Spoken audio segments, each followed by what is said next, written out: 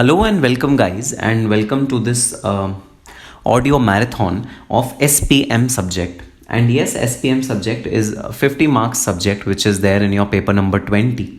And when I took a common poll from all of you, I heard that economic efficiency of the firm is one of the most a problematic subject chapter for you, and the second problematic topic for you is how to deal with the theory portion which comes in SPM.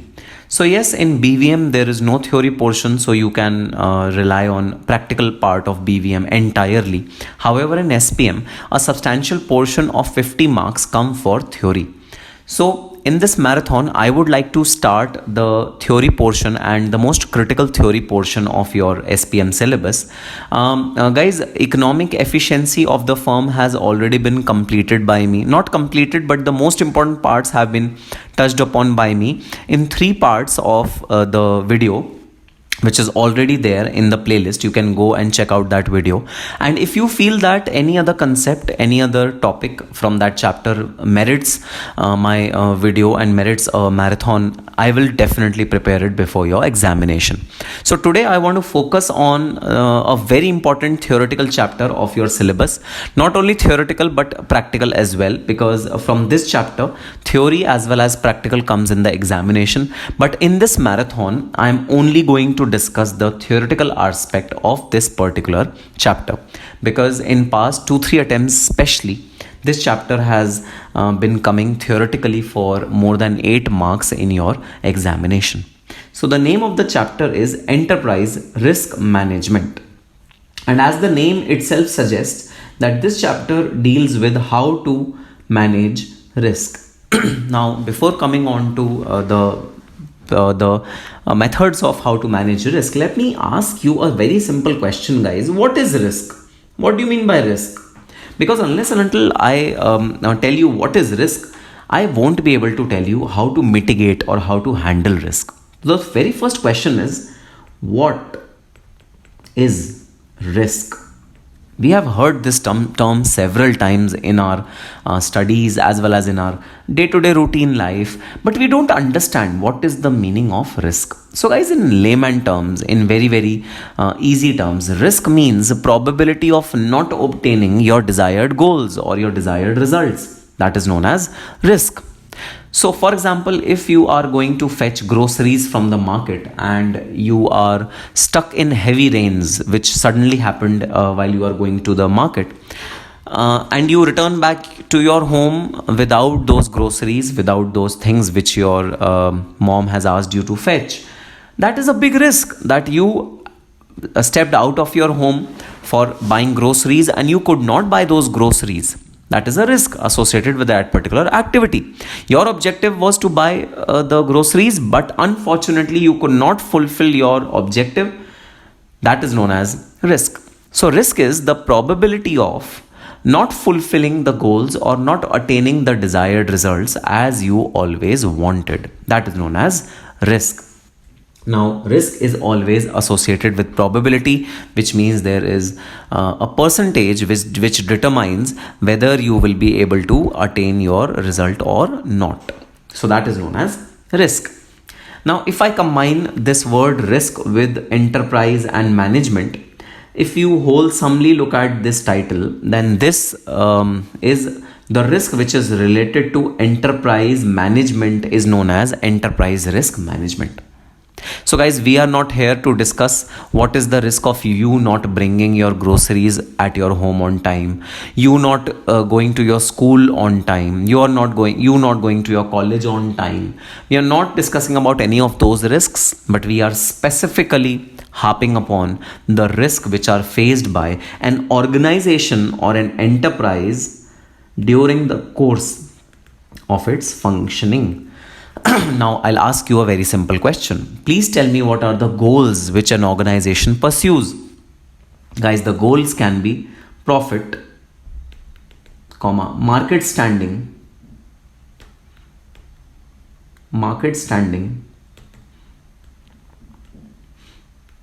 expansion, which is diversification, then employee satisfaction, then customer satisfaction. Of course, customer satisfaction comes before the employee satisfaction, so on and so forth. So the objective of any organization, the goal of any organization is nothing but any of these, which is profit, market standing, expansion, diversification, employee satisfaction, customer satisfaction.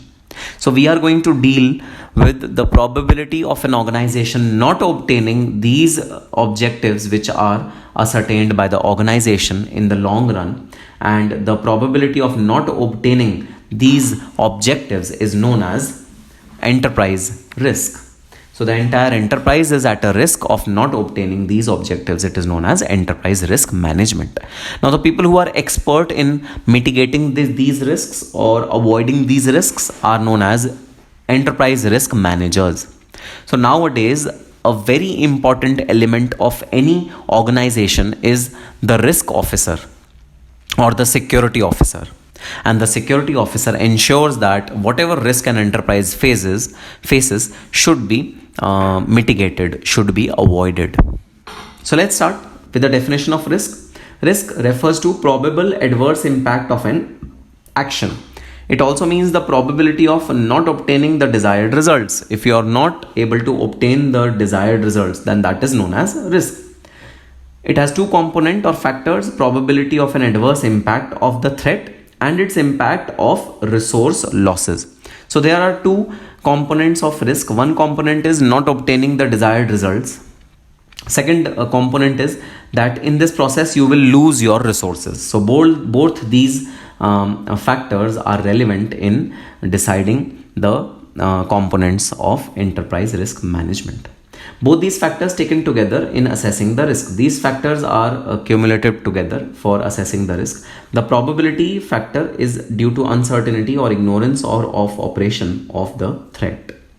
In broad terms, risk involves exposure to some type of danger. So the risk of danger, the possibility of loss. In an organization, the most important risk is that we don't earn profit. That is the most obvious risk which any organization runs, unless and until it is a non-profit organization. So possibility of risk is the biggest risk factor in any enterprise. Now there are 4 alternative strategies to manage this risk. What are those 4 alternative strategies? Risk bearing. So if the risk is too small, too minuscule, too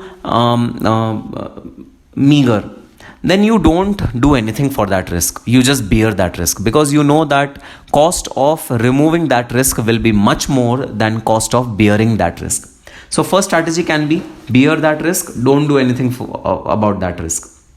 Second can be risk avoidance. Risk avoidance means you do not do those activities which involve risk. You only do those activities which do not involve risk. So this way you avoid risk. So avoiding rough weather in sailing. Whenever you are sailing a boat or a ship, then you avoid rough weather. You only sail when the weather is calm and composed. This way you avoid risk. So the second strategy can be just don't do those transactions which are risky. Only do those transactions which according to you are not risky. Then risk minimization. This is when you prevent risk from happening and you minimize the impact of that risk. For example, fire prevention arrangement. Then risk sharing. This is the most important method of risk tackling. That is risk sharing. You insure your business. You buy insurance. The moment you buy insurance, you share your risk with the insurance company. That is the fourth strategy of risk management. Now, what is the difference between risk avoidance and risk diversification? Guys, risk avoidance means you don't do that activity which involves risk. However, risk diversification means you diversify in multiple activities so that risk of one activity becomes too small to be very, very impactful.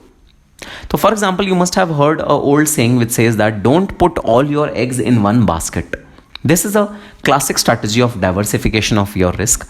So if I'm buying shares of, say, Reliance Industries Limited, and I know that share is very volatile and that share is dynamic, I would ensure that I also buy one share which is not dynamic, which is little less risky in my portfolio, so that my risk is diversified, so that I don't put all my eggs in one basket. I don't buy all the investments of that particular company. This is known as risk diversification. However, risk avoidance means, guys, I avoid the risk completely, which means I don't buy shares of Reliance Industries Limited because I know they are too volatile, they are too dynamic, and they will lead to losses. I don't buy those shares. That is known as risk avoidance. According to me, risk diversification is a much more better strategy than risk avoidance. So, what are the type of risks which any enterprise faces in today's world? The types of risk are: number one, political risk. Yes, it arises due to political parties which are in place. So, for example, in Delhi, AAP government is in power these days, and the political risk with one party is that some parties have a different policy of administration, other policies have different policies of administration. So, for example, some party would promote agriculture and promote small scale businesses. However, some party would promote mechanization, machinery utilization, capitalization a lot. So depending upon political scenario of a country, your political risk varies. So US companies which are situated in US were very inclined to invest in India when there was Mauritius Treaty in existence, because Mauritius was a heaven, tax heaven. Now Mauritius Treaty has been amended to withdraw all the benefits which were there through Mauritius route. So now the US companies are looking for alternative routes to invest into India, and more so US companies are now looking for alternative countries like Malaysia, like Singapore, to prefer investing in those countries rather than India, because India has politically become a risky country. So political risk is the first risk that any organization faces. Then country risk, certain events or certain transactions which are happening in the country which are related to a particular country are also cause of risk of that particular country.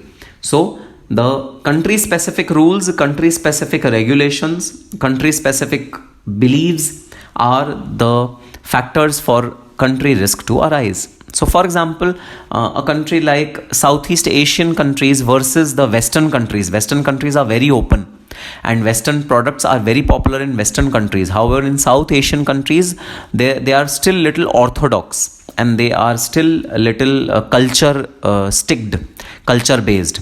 So they might not entertain or might not be receptive to the modern techniques which are used by the Western world. So these are country specific risk which arises due to a particular country. Then economic risk. So guys, every country has a different economic setup, and depending upon the economic setup of a country, risk of every country varies. So some countries, the growth rate of the countries, the capital investment of the country, stability of prices of that country are very, very volatile. So for example, Pakistan is these days facing a turbulent time as far as its economy is concerned. As compared to Pakistan, Indian economy is little stable these days. However, when the Taliban attack happened in US on the World Trade Centers, the economy of entire world was disturbed. So depending upon what is the economic state of a particular country, your economic risk varies. Then social risk. Now this risk arises due to social beliefs and religious sentiments of a particular country. So I'll give you an example. In last few years, there were some slippers which were introduced by the US manufacturer, and those slippers had the photo of Ganesha, Lord Ganesha, imprinted on them. Soon as those slippers came to India, they faced heat from Indian people, because Indian people worship Ganesha. You cannot have Ganesha's photo on slippers or sandals. So cultural beliefs impact a particular country a lot, and social risks arises from the cultural beliefs, religious beliefs of that particular country. So you need to be sensitive about the social risk which is arising from a particular company. External risk. External risk means situations which are lying outside the country. For example, so India, China, Pakistan, all these countries are facing a lot of risk of war amongst themselves. So a US company would be more comfortable in investing in a country which is less prone to war as compared to those countries which are more prone to war. So US MNC will say that, okay, I'm not investing in India because it is more prone to war because of its SAR relationships with Pakistan. But I will be more inclined to invest in Malaysia because Malaysia is not facing any such external risk. So external risk means that the risk which a country is assuming due to situations which are outside the country, like its neighbors. Then exchange risk or currency risk. Now guys, one of the biggest problems with the foreign companies is that they invest into a country with foreign currency, and the state of the foreign currency or the rate of the foreign currency which is existing in the other country will play a critical factor while determining the profitability of the borrower company. So for example, if Indian company borrows from US, the US company will pay in US dollars, and Indian company has to repay back in US dollars itself. So the difference between the US dollars today and the moment when India would pay to the government of US will be vast, and due to that exchange loss, the probability of loss of an Indian entity will increase. So now exchange rates deals with the exchange fluctuations which happens due to passage of time, and the borrower liability is increased due to the exchange risk. So this is another risk which an enterprise faces. Then business risk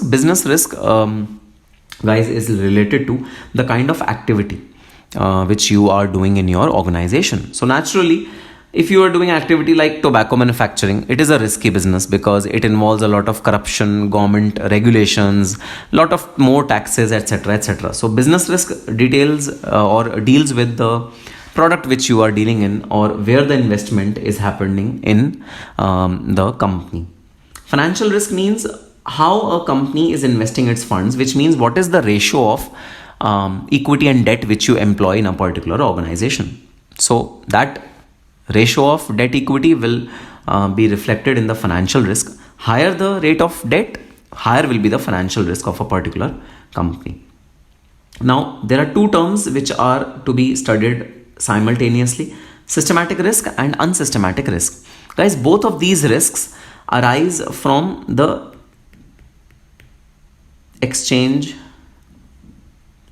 stock exchange. Both these risks arise from the stock exchange, and these are typically affecting the companies which are listed on stock exchange. So systematic risk is the risk which leads to movement in stock price due to changes in general stock market index. So you've seen that if NSE is under a downtrend, which means if NSE is facing losses, if it is moving down, then all the stocks will be moving down. So the systematic risk is that the stock price will move according to the stock exchange on which it is listed. However, unsystematic risk deals with that portion of risk which is not related to market index.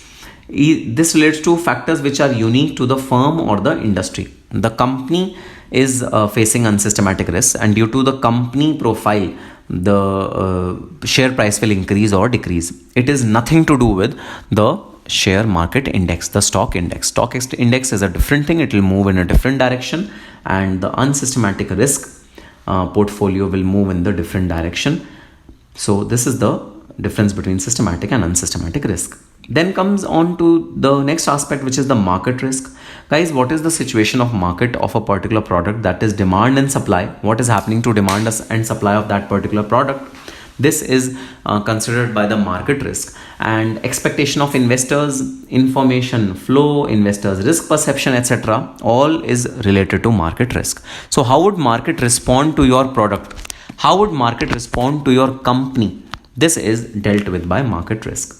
Interest rate risk. Interest rates are regulated by RBI, and interest rate increase or decrease will definitely impact the corporate debts which a company has taken, and it will indirectly impact the profit and loss account.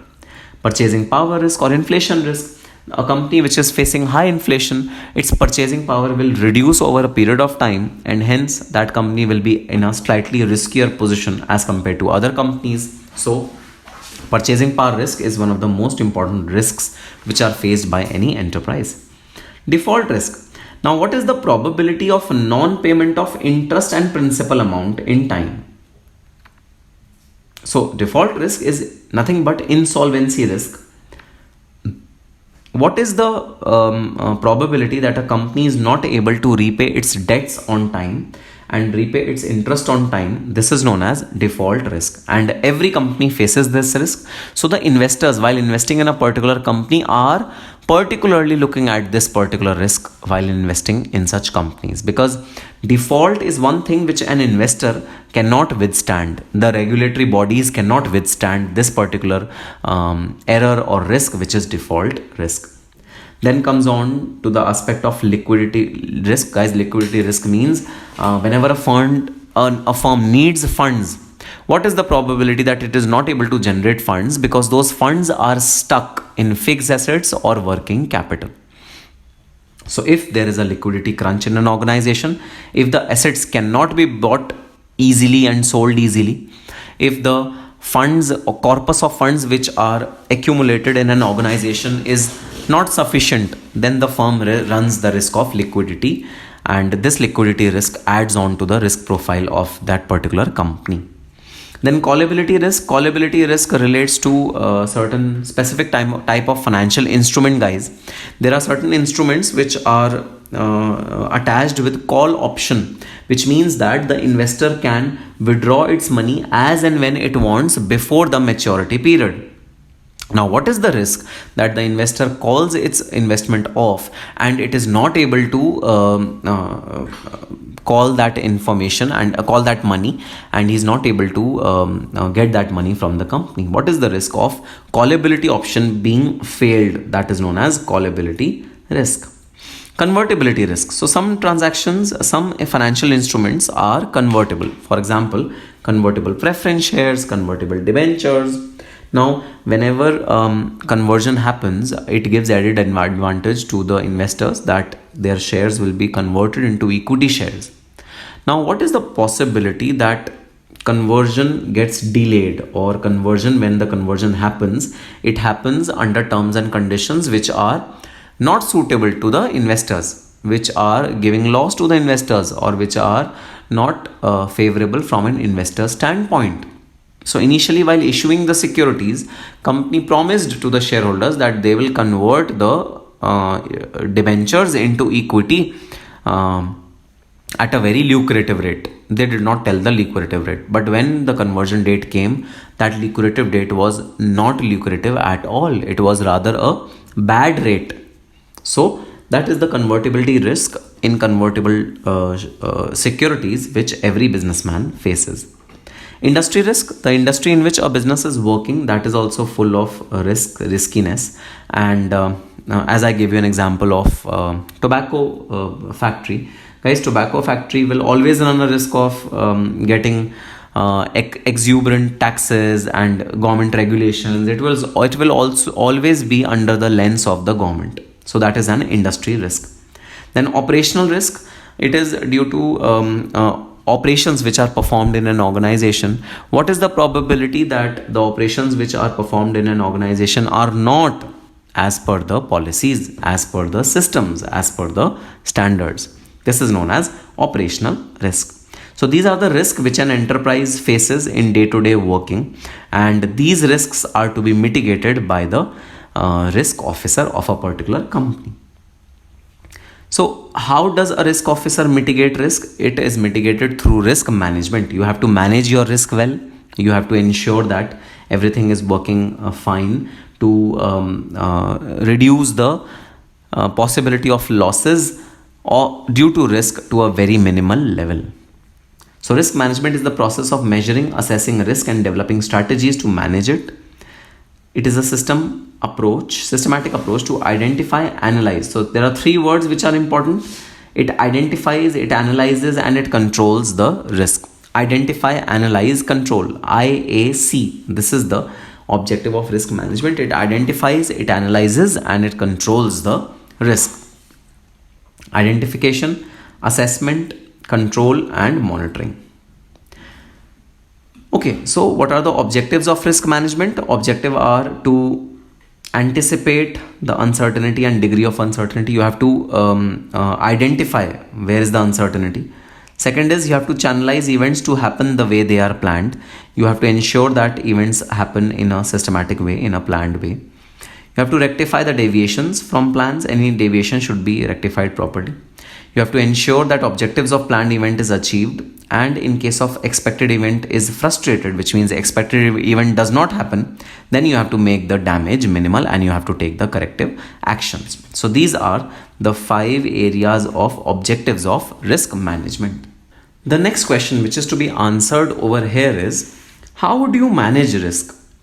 So suppose if you are willing to not forego the risk, not avoid the risk, but mitigate the risk or manage the risk, how would you manage the risk? There are various ways to manage the risk, and there are precisely 6 ways which we are going to learn in this chapter of managing risk. First one is risk pooling.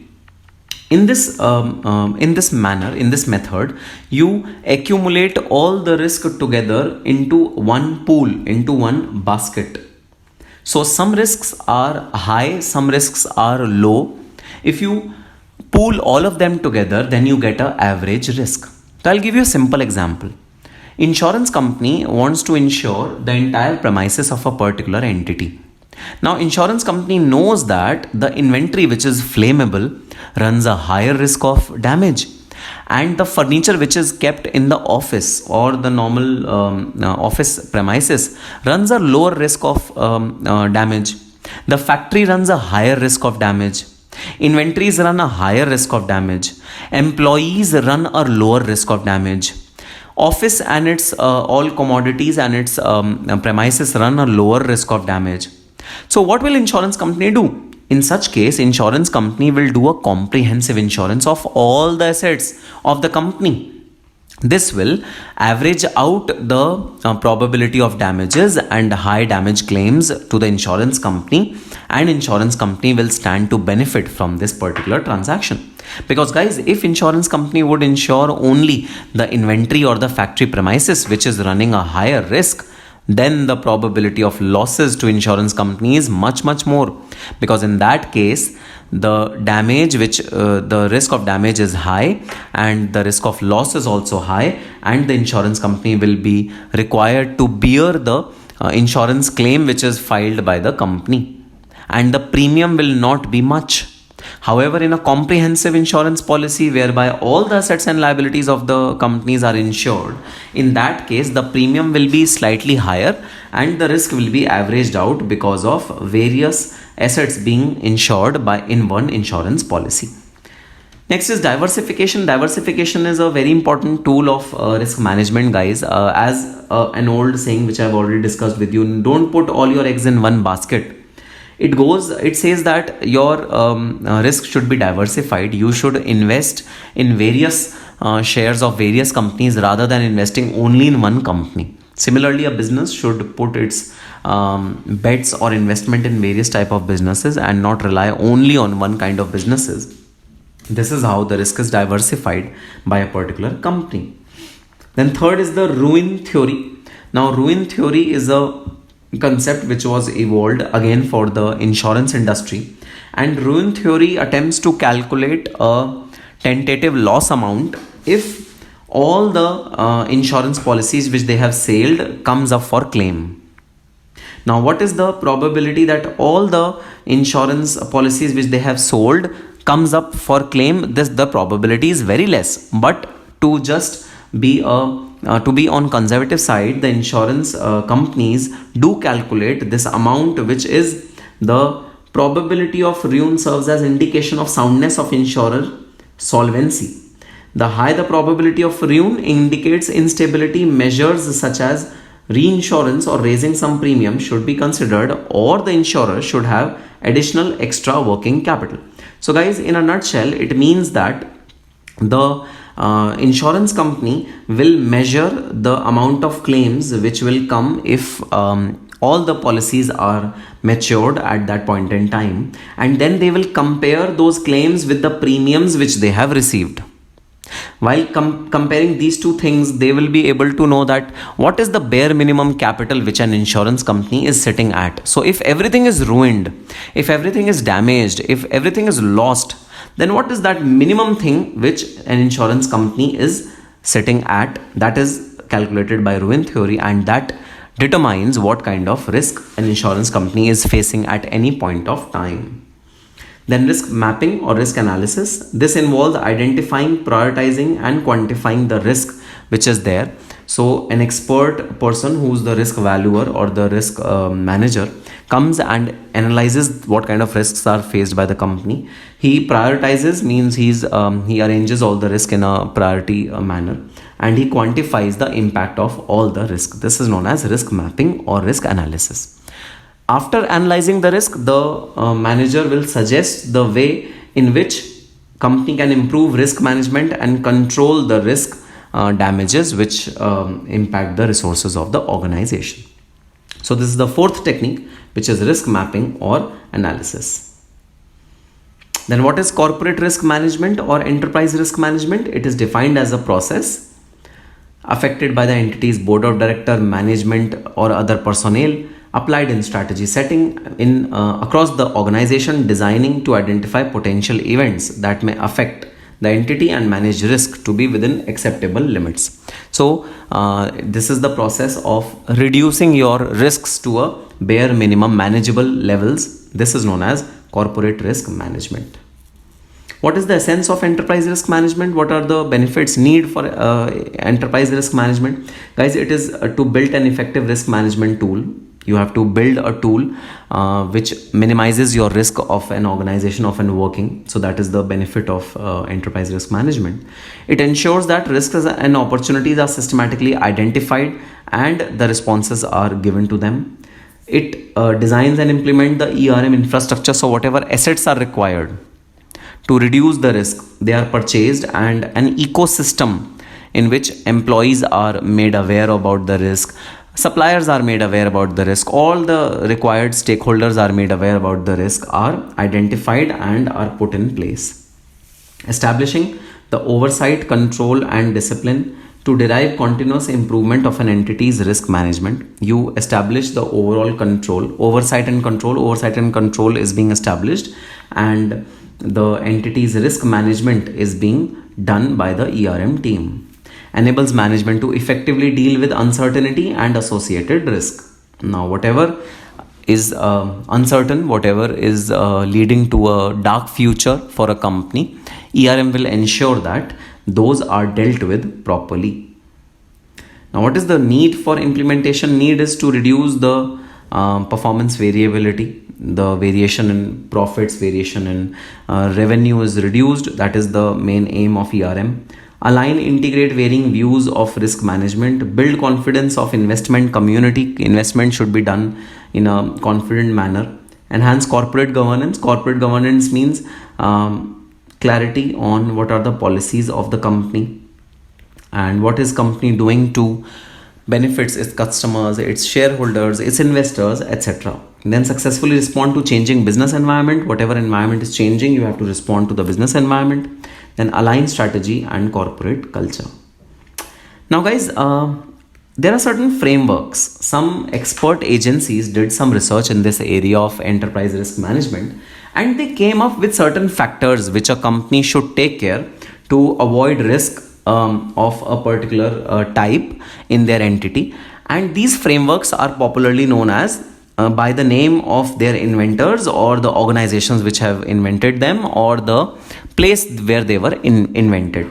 So first such framework which we are going to discuss is Coso framework, which is Commission of Sponsoring Organization for Tradeway Commission. This is Coso, and Coso is an organization which does a lot of research in enterprise risk management, and they came up with the following steps to mitigate risk, to manage risk. If an entity wants to manage the risk, then according to Coso, these steps should be taken. Number one, objective settings. The first and foremost area of avoiding risk or dealing with risk is, guys, choose your objectives carefully. Be aware of what are the risks associated with the objectives. This is the very first step of managing your risk according to Coso. The second is event identification. Coso says that an organization must identify the events which affect the risk of an organization. So you have to identify those events. Then you have to identify the risk which are associated with those events, and those risks can be mitigated only when you identify the events. Your risk can be measured and addressed to. Risk response. Management selects appropriate actions to align risks with risk tolerance. So the response to the risk is to be done appropriately, and you should devise techniques in which you want to respond to the risks which are associated with the activities.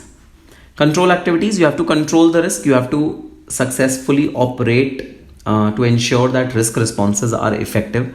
You have to formulate policies and procedure which controls your risks. So control activities are important from a Coso standpoint to control the risk. Then information and communication. You have to inform and communicate the risks to the relevant stakeholders, like employees should be made sensitive about the risk. All the shareholders, vendors are to be made sensitive about the risk. So communicating about the risk is an important element of managing the risk. Then last is monitoring. You have to review your policies and procedures which you have created for mitigating the risk in great detail, in a detailed manner, and monitoring is very, very important. Then fifth type of strategy to manage risk is risk retention. This, guys, we have already discussed that if the risk is of a very minuscule amount or a very, very small amount, then you don't mind bearing the loss of that risk, because bearing that loss will be less expensive than mitigating the risk. So risk retention happens in two situations. One, when risks are very small. Second, when risk is so big that they cannot be transferred or insured. So there are two situations where you have to bear the risk. The two situations are when the risk is too small, that it's not worth mitigating that risk. Second is when it is too big, and you know that whatever step you take, you cannot mitigate that risk. For example, act of God, earthquake cannot be stopped. Earthquake will damage Japan, because Japan is a risk prone area for earthquakes. So risk retention is a technique. Then risk reduction. Risk reduction can be termed as mitigation of all conditions leading to hazards. In this particular situation, we reduce the activities which lead to hazards or harmful things or operational misconducts, and we optimize the balance. Outsourcing can be considered as an act of risk reduction. Outsourcing is a very important activity, guys, which reduces your risk. So if you outsource a part of your production process, then all the risks which are associated with failing of production of that particular part will be transferred to the different entity. So this ways your risk is reduced. Now, what do you mean by geographical information system? So the countries or the areas which are prone to nature's act, like earthquake, like tsunami, like any other natural calamity, those areas are proactively engaging in activities which are giving them information about their geography. So geographical information system is a system which is designed to curtail or provide information to the management regarding the geographical situation of that particular area. That is known as geographical information system, and this system is very, very useful to mitigate the risk of any such natural hazards which are coming for any particular entity or any coastal area related entity or any country which is near to the hazardous place. Then what do you mean by value at risk? Now, guys, a very important aspect of risk is that the insurer or the person who is wanting to manage the risk, he first of all, he calculates the value, the total value. If loss happens, if damage happens, then what is the total value which is at stake?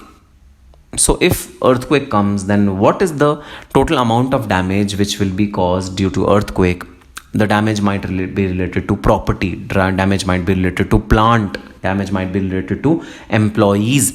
So what is the total value which I will be losing, a businessman will be losing, if this this damage occurs or this risk occurs. So that is known as value at risk. So it is really important to compute the impact of risk of a particular company in monetary terms, and if this impact is measured, then this impact is clearly adhered to or addressed by the risk manager.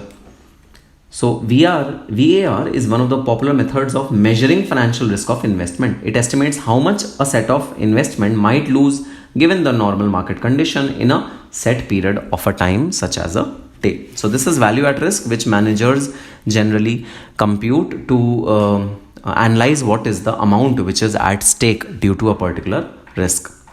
Now we are coming to a very important part of our chapter, guys, and in past 3 attempts a question has recurred from this particular aspect repeatedly. And yes, the most risky industry which is existing in entire world economy is banking industry. You've heard of Lehman Brothers, which was a big bank which got diluted or which got devastated due to risky investments which they had entered into. You are aware about the Satyam scam. You are aware about the ICICI Bank scam which happened recently. You are aware about the PNB scam and how Nirav Modi siphoned off money from PNB Bank and used it inappropriately. You are aware about ILNFS scam which happened in India, which siphoned off a lot of money from Indian, though that company, that was a financing company, and it siphoned off a lot of money. So now my first question before starting this topic is that why is financial sector of an economy so prone to risk? Why? The reason is pretty simple. The financial sector of a company directly deals with money, directly deals with funds. And since it directly deals with funds, funds are the most volatile or most risky assets which you can ever own. Because funds might be very volatile in their movement. Funds move very quickly. So for example, if you purchase an asset, you would not be able to sell that asset very easily. But if you have money, then you will be able to spend that money very easily. So banking industry is one of the riskiest industries in the world, and in past decade, banking industry has seen major turmoil in terms of riskiness, and it has lost investors money, it has lost investors resources, and it has lost investors faith in the banking industry and the way banking industry works. Everything has come to a standstill. One of the prime reasons of banking industry's failure is giving loans to uncredit worthy people. So Nirav Modi's credit worthiness was, say, X. He was given a loan of 3x. Of course, he will not be able to repay the loan. Of course, it will damage the economy of PNB Bank, of course. But due to corruption, due to non-supervision of senior personnel, Punjab National Bank gave huge amount of loans to Nirav Modi, and ultimately Nirav Modi got bankrupt and he fled away from the country, siphoning off a lot of money from the company. Similar case happened with Vijay Mallya. He was given a lot of money which was against his credit worthiness, and all those loans got diluted. Ultimately, the loans were of people, and hence people suffered. So to curb these ill practices or malpractices in banking industry, there are certain norms which have been prescribed by the government. Some norms which will say that what kind of NPAs should be there in the bank. NPA means non-performing assets. What provisions are to be made by the banking industry while giving loans to its loan holders. What kind of assets are to be retained in the company while giving loans to any person. So while the deposits are being received by a bank, all that deposit should not be eligible to be given to any person, guys. At least some part of the deposit should be kept with the bank before giving the money to the people who want loans, because banks' liquidity is also very important. So there are certain norms, certain criteria, certain disclosures which are prescribed mandatorily for the banks, and we are going to study all those norms which have been prescribed by the banks, prescribed for the banks by RBI or by certain regulatory authorities, and we will be focusing upon what are the norms which have been prescribed for safeguarding the riskiness of banking industry. First and foremost is capital adequacy norms. Now, capital adequacy norms means the banks are supposed to maintain minimum level of capital with them.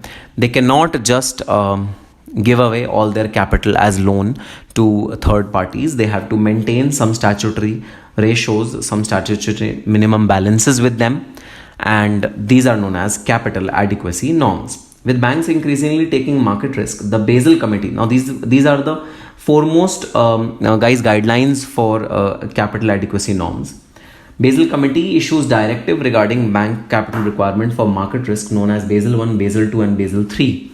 Banks were primarily exposed to credit risk. Now, credit worthiness of their loan holders was the major risk which banks faced.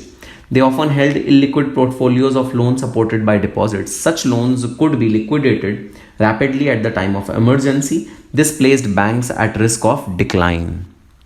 If depositors feared that bank might fail, they would withdraw their deposits. Forced to liquidate its loan portfolio, bank would succumb to staggering losses. Bank would face a lot of losses if the deposit holders decide to withdraw all their deposits from the bank. So, to curb this riskiness, the authorities proposed capital adequacy norms, which means that minimum level of capital should be maintained by the banks to ensure their liquidity. Now we'll discuss Basel norms in great detail in point number 3. Coming on to point number 2, introduction of liquidity coverage ratio, net stable funding ratio. So these are the ratios in which the banks are instructed to keep a minimum balance of cash with them all the time. Because bank has to be liquid. Bank cannot be illiquid.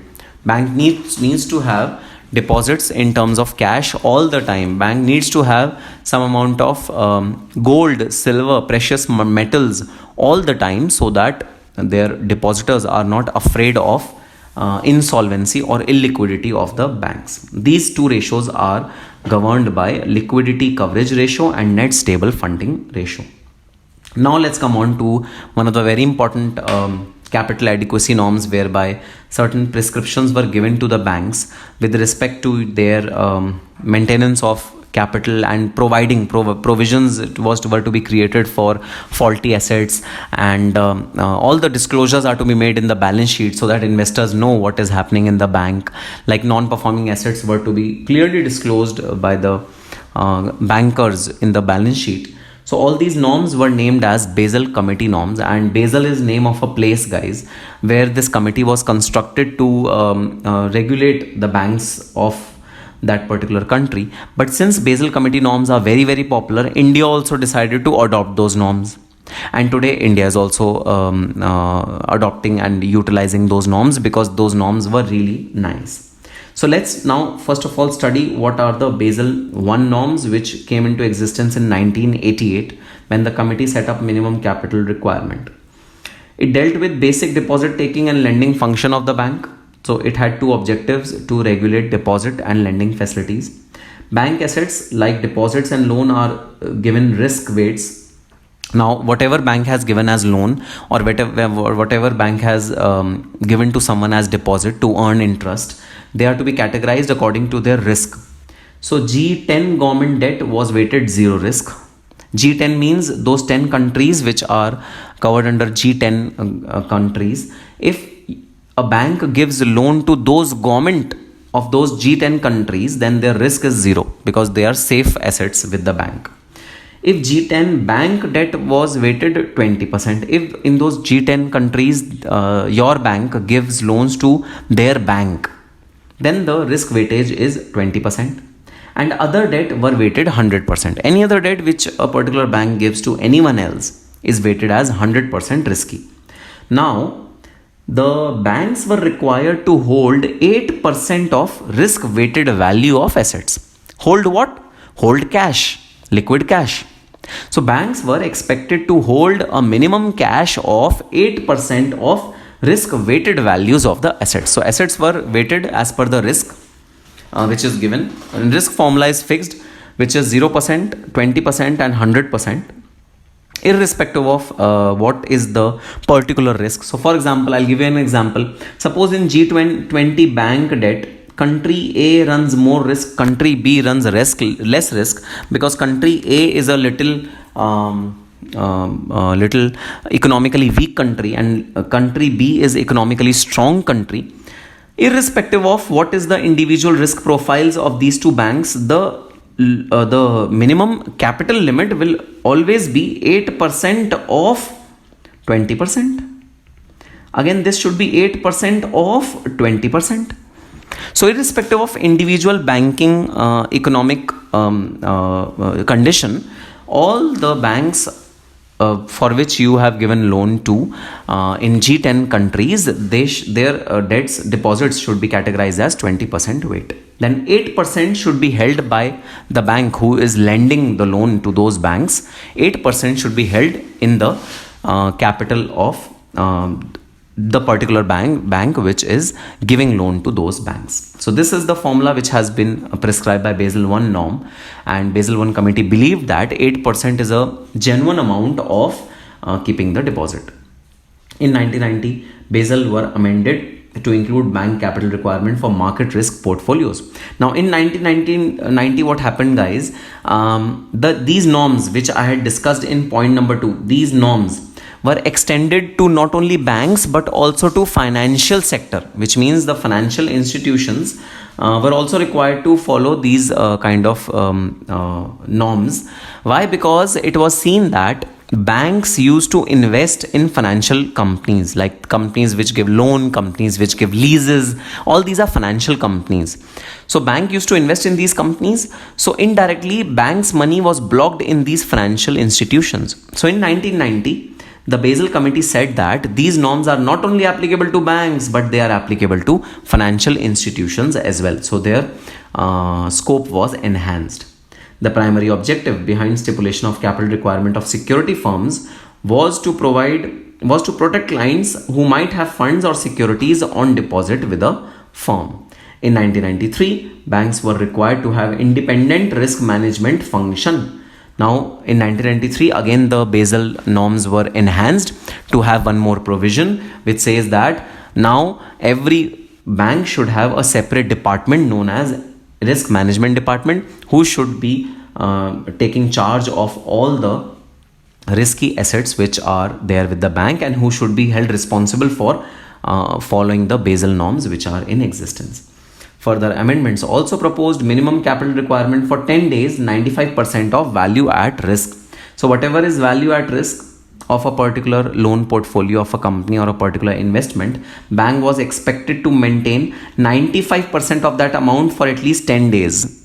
So these were further the capital requirements which were given to the banks. This limit further amended in 1996 to greater of either previous day's VAR or average VAR over a period 6 days multiplied by 3. So this limit of 95% of value added risk was enhanced to 3 times of value added risk, and yes, the norms were becoming stringent and tightened. So banks' liquidity was reduced so that banks give less loan, banks give less deposit to people, and bank think before giving deposit to people. Basel II norm. Basel II norm were introduced in April 2006, and they were amendment of Basel I norms, and Basel I norms were reformed to form the Basel II norms. So Basel II norms are standing on 3 pillars of stability. They are minimum capital requirement, supervisory review, and market discipline, control by market. Guys, point number 1 is same as Basel I norm. Just the 8% limit will be changed. These were the 2 new things which were introduced by Basel II norms. Point 1 remaining the same as Basel I norm, just the percentage will differ now. And these 2 new things were introduced by the Basel committee for Basel II norms. Let's see what are these 3 pillars. So the first pillar of Basel II norms is minimum capital requirement, and the formula which has been used in Basel 1, that similar formula was used in Basel 2 with slight modifications. And I have highlighted the modified formula for all of you. Amount of loan multiplied by risk weight. Risk weights were given in Basel 1 form uniformly for government debts, bank debts, and other debts. These were the three kind of debts for which Basel 1 formula was prescribed for. In case of Basel 2 norms, the formula is slightly different with respect to, first of all, the percentage. In Basel 1 norms, the percentage was 8%. In Basel 2 norms, the percentage is 9%. And the risk weights assigned by the regulator, here RBI depends on credit rating of the borrowers. So I told you in the Basel 1 norms, there was a major lacuna that two banks which are having different credit worthiness are given same risk profile of 20%. However, in Basel 2 norms, this thing was changed and the risk weightage was given on the basis of credit rating of those particular banks. For example, where AAA corporate rated CRISIL will attract risk weight of only 20%. However, BBB corporate loan exposure will have weight of 100% to estimate the risk weight. Now, this is a very progressive step which was taken by Basel committee, in which they said no, there should not be constant risk weights depending upon the nature of the entity, but the risk weight should vary as per the credit worthiness of the entity. You cannot propose a constant risk weight to all the entities which are existing in the banks. They should vary. So to have that variability and to have that objectivity while computing the capital adequacy, Basel II norms changed the way risk weightage were given for a particular loan. Then banks also use various credit conversion factors to convert their off-balance sheet exposures.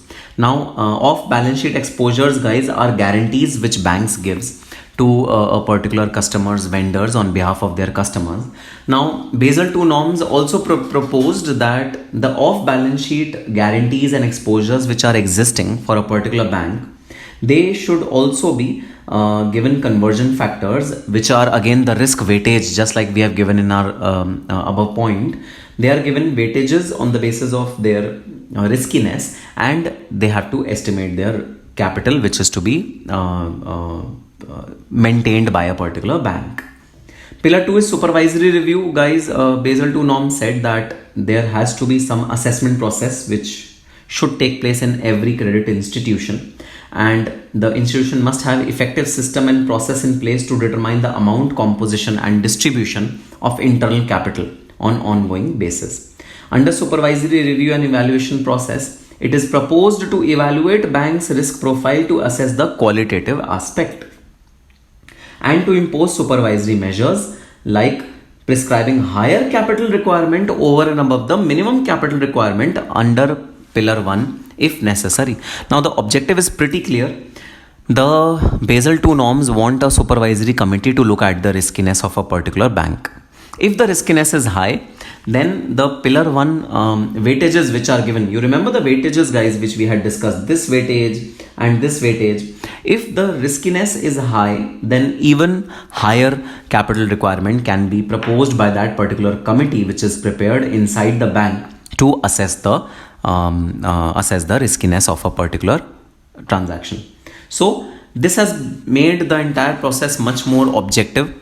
Earlier it was only a prescribed formula which was being used by the organization, but now that formula has converted into a objective assessment and study of a bank's riskiness, and then depending upon the riskiness, a higher or lower capital requirement can be done. Pillar 3 is market discipline. And this mainly addresses the disclosure requirements by banks. Banks are required to disclose their transactions, their riskiness propositions, their risk profiles in their balance sheet. It ensures greater transparency in terms of banking activity, and hence Pillar 3 do not entail any additional capital requirement but mandates publication of key data. Your data should be published in where? In the financial statements, and disclosures should be made wherever necessary.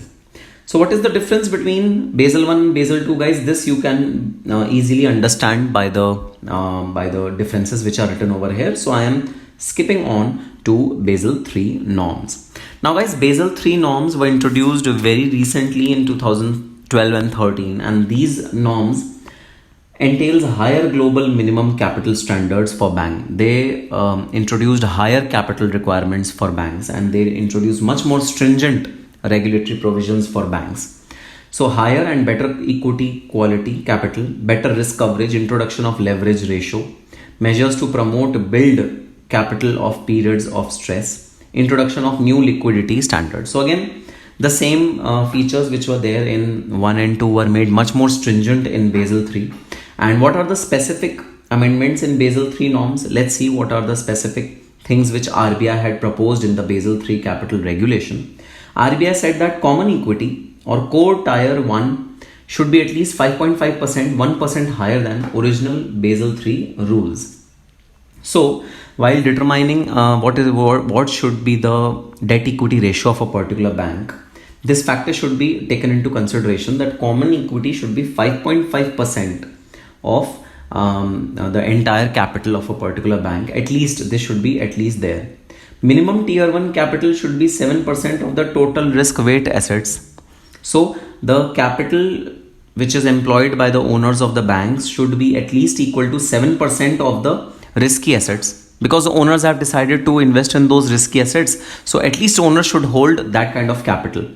Again, 5.5% is 5.5% of the risky assets. So owners should have that kind of capital for dealing with the risky assets. There should be predominance of common equity and tier 1 regulatory capital. So you cannot take a lot of debt while opening a bank. You have to open a bank through equity share capital. Common equity 78.57% of tier 1 capital, and total tier 1 capital should be at least 77.58% of the total minimum capital. Now these are the debt equity ratios which are prescribed for a particular bank, so that owner's stake in a bank is maximum, and owner, while deciding whether to invest in a risky asset or not, does it judiciously. This is the effort which is put in by Basel 3 norms. Basel 3 regulation expects banks, for its survival in future, must understand importance of people perception about banks' liquidity condition. So people's perception is one of the important things which Basel 3 norms had decided for banks. Then liquidity coverage ratio and net stability ratio was also maintained, were required to be maintained by Basel 3 regulations. So guys, it is nothing to be afraid of. It is nothing very difficult. These are simple risk mitigating points which anyone should have kept in mind while dealing with a bank and while dealing in business of the bank. And these are normal preventary steps which are taken by RBI to ensure that banks don't face complete bankruptcy at any point in time. So these were the norms which are suggested for banking industry in India and abroad.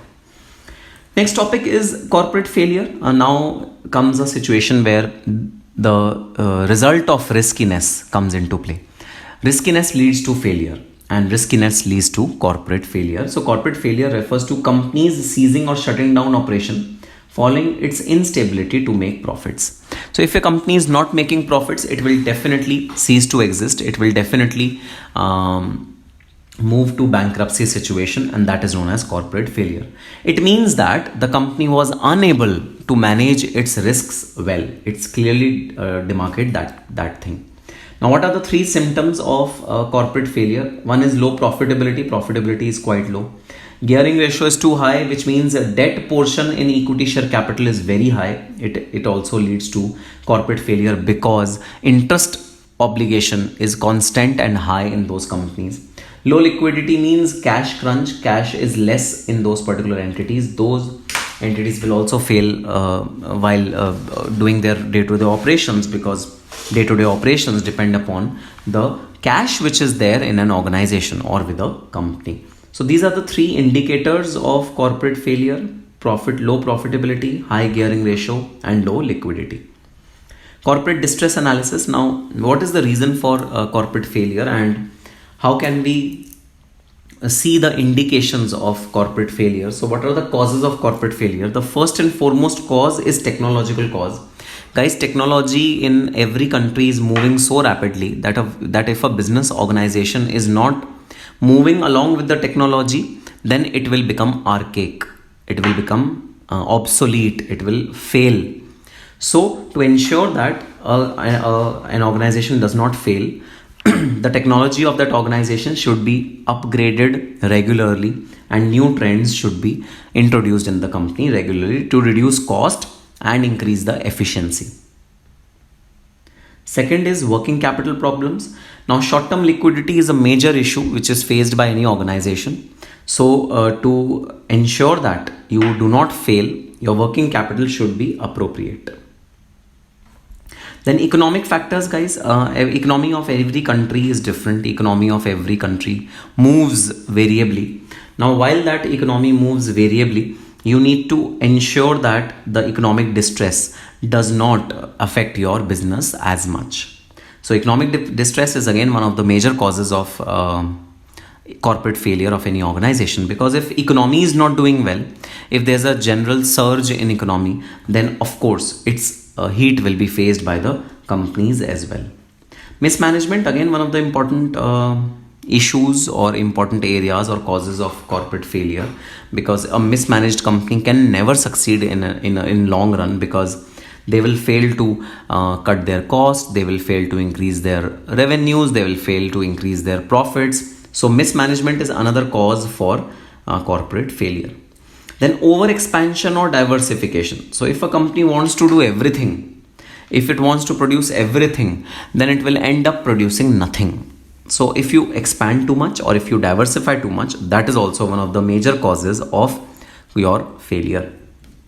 Fraud by management. Management can do some fraud, and that can be a reason for corporate failure. Poorly structured board. If board of directors are not structured well, if the roles and responsibilities are not demarcated well, if the areas of operations are not demarcated well, then that company is bound to fail in long run. Financial distress, of course, last but not at all the least. If a company is performing poorly consistently, and if losses are recurring again and again, then that company is bound to face the brunt of corporate failure. So that is the implication of financial distress. Then causes of sickness of a project. How is a project termed as sick? And similarly, just like companies termed as sick, a project, a small part of a company can also be termed as sick. Now, what is the reasons for sickness of the project? Now, I'll tell you a very simple comparison, guys. A person can have born sickness, which means he can be born with some sickness, or he can acquire sickness after he's born.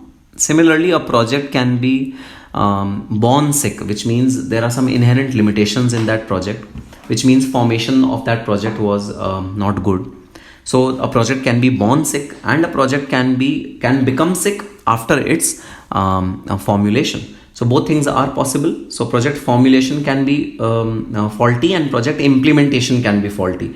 Both these things can lead to a project being failed. Then the different parts of the project, like production, there can be failure in production, there can be failure in marketing, there can be failure in finance, there can be failure in general and personal administration. So if any area of a project fails, then also the project entirely fails. So the reasons for project failure can be at the formulation stage or at implementation stage, or later when the project is being carried out. If anything mishappens in any of these areas, then that project turns into a failed project. So yes, guys, this ends up the theoretical portion, and this is the beginning of the practical portion of your chapter. And I'll be discussing the practical chapter in my other marathon videos. For now, we'll end it up over here only. And yes, please do give me comments on the topics which you want to urgently have marathon on, and which you want to revise quickly. And I'll make videos on those topics. A quick time check. Yes, we are sitting almost in mid of November and only 15 days left for the examination. Guys, you need to buck up. You really need to pull up your socks, and please do not feel demotivated or do not feel dejected. This is the time when you would have those bad thoughts of not giving one group or leaving this attempt and going for next attempt. Do not think about any such attempt. Guys, we have to do it. On that positive note, all the very best and happy studying. For latest updates and information on entire CMA profession, just subscribe to our channel and don't forget to press the bell icon to get notification on the latest videos which are being uploaded on the channel. For products related to paper number 19, paper number 20 for final students and paper number 12 for intermediate students, log on to www.agrawallawhouse.com. It contains the compilation of handwritten notes, books, reference materials and video lectures of these 3 subjects. If you have any further query or you want to speak to me personally for any kind of counseling, you can call me at the number given on the screen.